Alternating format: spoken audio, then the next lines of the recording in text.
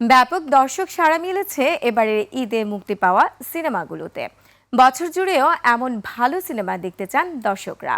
পরিচালকরা বলছেন আগামীতে শুধু বাংলাদেশ নয়, আন্তর্জাতিক বাজারের উপযোগী সিনেমা উপহার দেবেন তারা। মেহেদী হাসানের রিপোর্ট।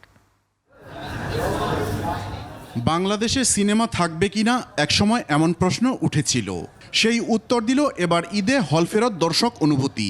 তাণ্ডব দেখলাম, আসলে পুরো তাণ্ডব হয়ে গেছে, অসাধারণ একটা মুভি। এটা আরো একটু পরিবারের মতো বলা যায়। আমাদের সময় একরকম আর অন্য ধরনের। এমন ভালো সিনেমা বছর জুড়ে মুক্তি পেলে বাংলা সিনেমা তার সোনালী অতীতকে ফিরে পাবে, এমনই মত মুগ্ধ দর্শকদের।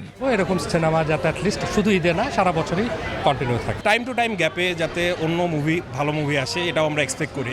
সিনেমা হলে দর্শকদের এমন জোয়ারে আশার আলো দেখছেন অভিনেতা অভিনেত্রীরা। যেহেতু আস্তে আস্তে একটা হ্যাবিট গড়ে উঠছে, ঈদে মানুষ সিনেমা দেখছে, সামনে হয়তো বছর অন্যান্য সময়েও এটা একটা হ্যাবিট হয়ে যাবে মানুষের মধ্যে, এবং সারা বছর জুড়ে আমরা ভালো সিনেমা দেখতে পারবো।